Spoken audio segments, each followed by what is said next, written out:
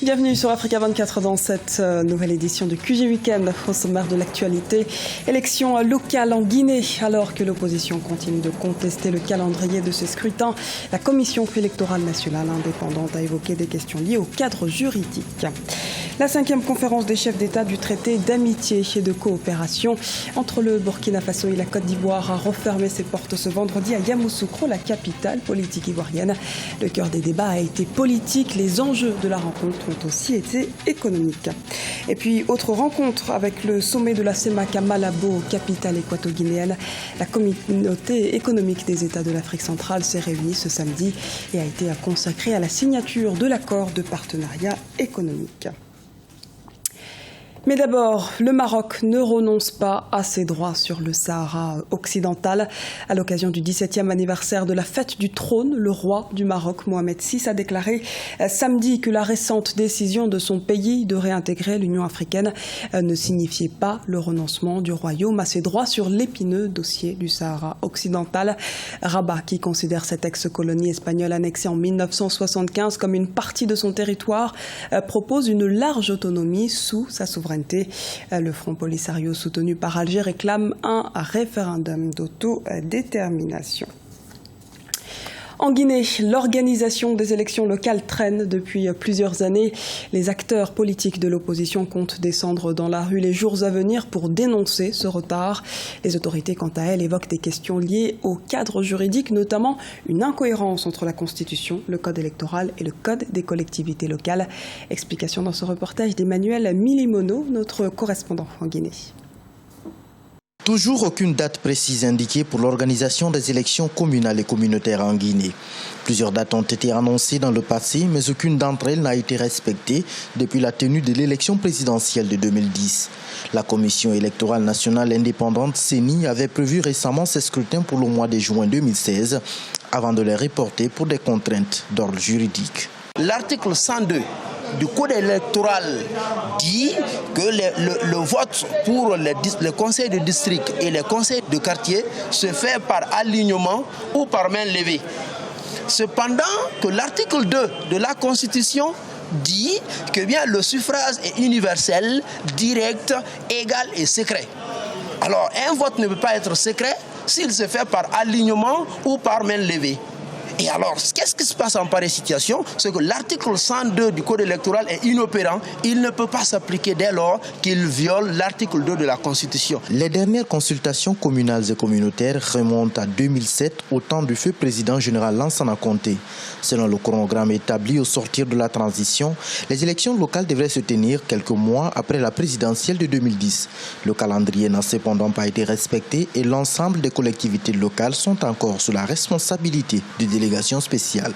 En attendant que l'Assemblée ne soit prête pour réviser ces différents textes, ces différentes lois, afin de les rendre conformes à la Constitution ou de les rendre conformes les unes envers les autres, eh bien, on peut bel et bien tenir ces élections. Ces élections ont une importance telle que c'est grâce à elles que les communautés apprendront mieux la démocratie à la base. C'est grâce à ces élections locales que les communautés pourront mieux s'épanouir. Les différents acteurs politiques de la mouvance et de l'opposition ont signé des accords politiques devant aboutir à la tenue de ces scrutins. Des dates ont souvent été retenues, mais l'échéance tarde à se concrétiser. À partir du 4 août 2016, les partis de l'opposition républicaine entendent reprendre les manifestations de rue. Parmi les revendications, l'organisation prochaine des élections communales et communautaires.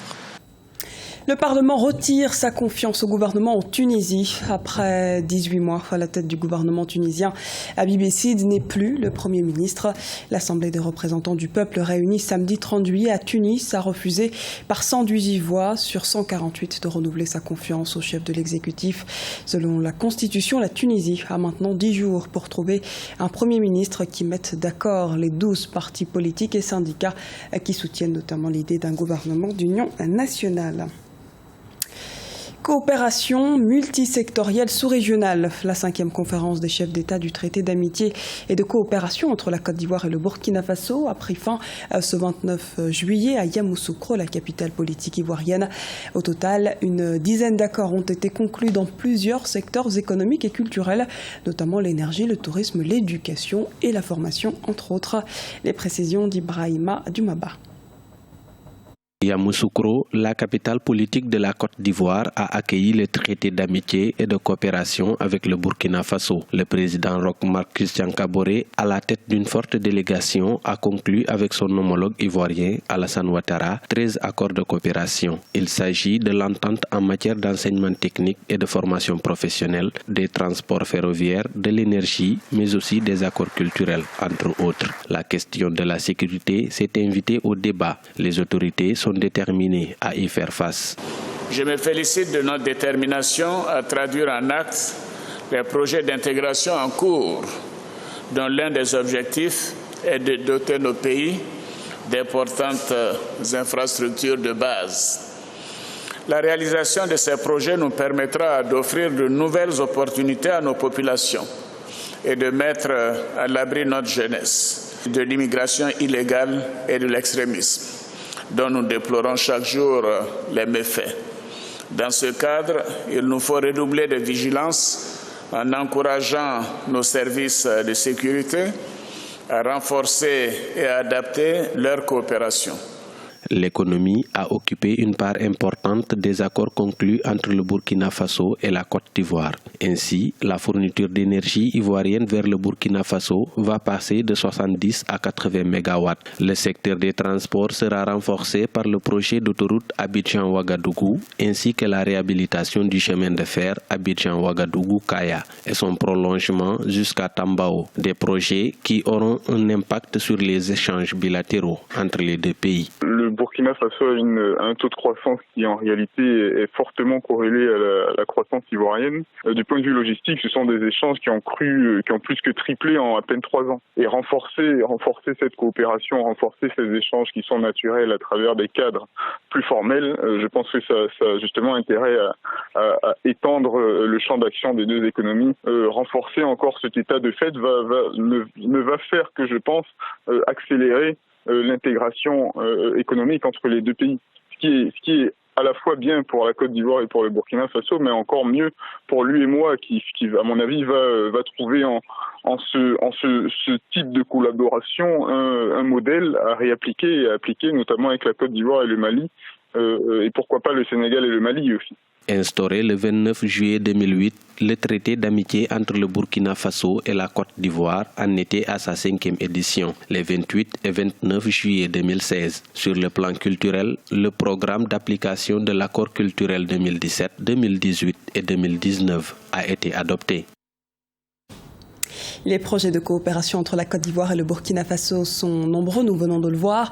Parmi eux, le projet de construction de l'autoroute Yamoussoukro-Ouagadougou qui devrait coûter près de 1200 milliards de francs CFA, a déclaré vendredi à Ouagadougou le président burkinabé Roch Marc Christian Kaboré.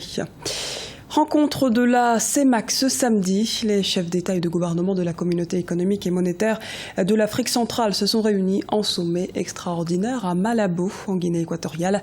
Objectif, examiner les accords de partenariat économique afin de créer de meilleures conditions pour une révolution économique dans la région. Les précisions dans ce reportage de Serge Kofi et Léopoldo Enememba, nos correspondants en Guinée équatoriale. Les négociations sur l'accord de partenariat économique entre pays de la sous-région et l'Union européenne au cœur des débats du sommet extraordinaire de la CEMAC à Malabo ce samedi 30 juillet 2016. En effet, dans la sous-région, la croissance est au ralenti. Les prévisions annonçaient 4,2% en mars 2015. Ce taux a baissé et s'est retrouvé à 2,4%. Une conjoncture défavorable pour laquelle il faudra non seulement tirer des leçons, mais également diversifier les partenariats économiques. Une région du monde, l'Union européenne, avec laquelle l'Afrique centrale a un partenariat solide et ancien, connaît des perturbations avec le Brexit, qui marque le retrait d'un pays important, la Grande-Bretagne, ce qui accroît naturellement l'incertitude sur l'économie mondiale et les retombées sur les pays africains.